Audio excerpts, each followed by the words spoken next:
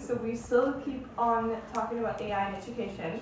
We actually have 3 projects, and we have their founders with us, and they're going to talk about their projects in AI and education. And we're going to start with Tina Wang, and she's a MentorMind Education founder. Please join us up on stage.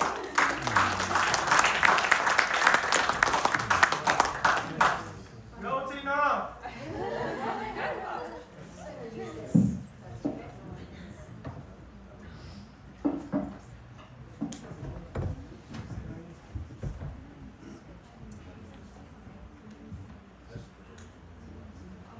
Alright, thank you everyone for your attention here today in this hot afternoon. So I think it's very difficult to take everything from amazing professors, Professor Holm and Professor Peralta, about their insights on the cautions of AI and the ethical considerations. So what I'm telling you today is actually about the implementation of what's currently happening of AI in schools and classrooms. And will hopefully give you also some kind of the feedback evidence as well that goes along with what they're speaking.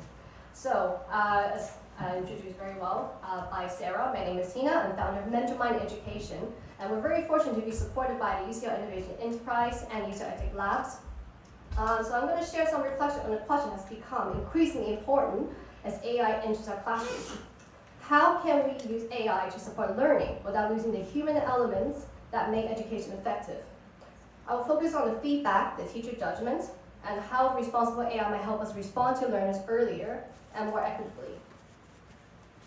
I'm an international educator, researcher, ethic founder, and currently I'm completing an MA in Educational Leadership at the Institute of Education. My work sits at the intersection of educational leadership, AI literacy, and research-informed innovation. Through MentorMind, I am hoping to explore how AI can support assessment, feedback, and learner well-being while keeping teachers at the center of decision-making. Globally, we know that education systems are facing significant pressures.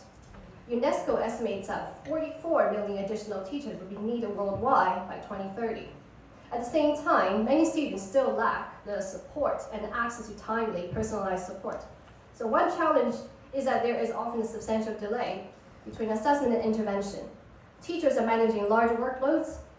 Feedback can take days or even weeks to arrive to reach students. The question is whether AI can help shorten this gap while maintaining the quality and trust.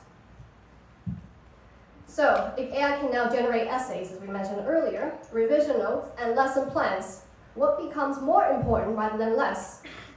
I would argue that teacher judgment, relationships, critical thinking, and creativity become even more valuable. As technology can generate information, but learning remains deeply human. The challenge is ensuring that AI strengthens rather than weakens the dimensions of education. Current research also gives us reason to be both optimistic and cautious. First, human-AI collaboration is quite complex. AI doesn't automatically outperform humans, as stated by Professor Holmes very well, and effective implementation matters also very greatly. Second, students are adapting AI faster than schools are developing the guidance and governance. Third, AI feedback matters more than the feedback speed. So the quality is more important than speed. Research consistently shows that collaborative scaffolded feedback is more effective than simple grades alone. Finally, teacher oversight always remains the essential piece because risks such as bias, over-reliance, and inaccurate outputs still exist. One of the key ideas I want to emphasize today is that feedback is not simply a feature that can be automated.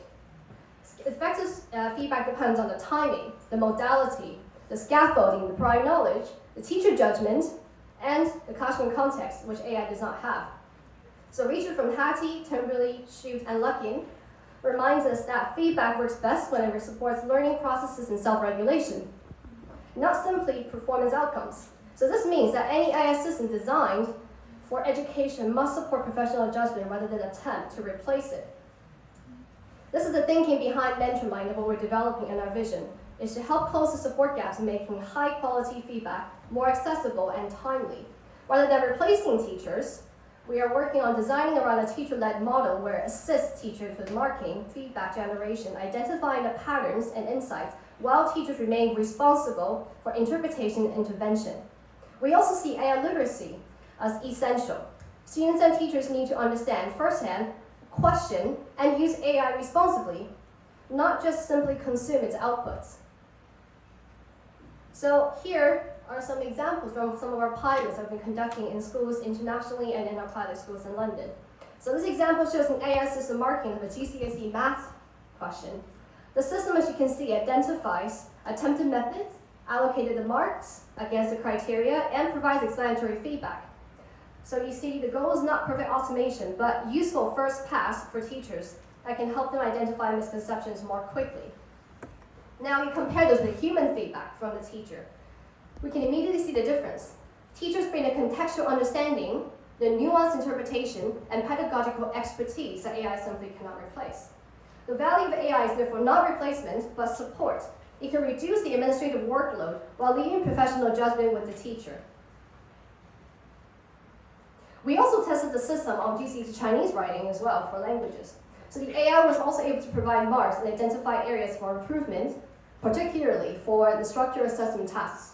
This shows that AI system feedback can be applied across different subjects and also languages, but with the caveat that writing tasks also reveal important limitations. So as you can see, teachers are often better at recognizing these subtle issues related to vocabulary choice, phrasing, the cultural nuance, and expression. This reinforces the importance of human oversight, especially in more open-ended and creative forms of assessment. So across our pilot work, we observed encouragingly early results. Students demonstrated improvement between baseline and line assessments, and teachers reported that the feedback was useful as a first pass review process. Importantly, teachers did not see the tool as replacing the role. Instead, they viewed it as a way of accelerating their feedback while retaining the final professional judgment. These are early pilot observations, of course, rather than causal claims, but they suggest promising directions for further research. But it is equally important to discuss the limitations. AI often lacks a contextual understanding of the individual learners. The feedback can also become very generic, as we all know when we use ChatGPT, if it is not grounded in clear assessment criteria. And trust still remains a challenge for both students and teachers. Our approach to address this is to combine AI with teacher review, assessment rubrics, learner data, and human oversight rather than relying on AI alone. So these are some of the comments from our pilot teachers to illustrate this clearly. One teacher, as you can see, described the marking as generally fair and useful, particularly for structured math tasks. However, another noted that while reading assessments work well, but the writing assessments still require human judgment for correcting wording, phrasing, and sentence construction. So for me, this is not a failure of AI. It is a reminder that educational technology should complement rather than replace teacher expertise. I would like to leave you with one central idea. AI would not solve educational inequality on its own. However, if implemented responsibly, it may help us create the systems that respond to learners earlier, more thoughtfully, and more equitably. This requires teacher agency, accountability, research-informed innovation, responsible implementation, and human-centered design. Looking ahead, our focus at MentorMind is on these three areas.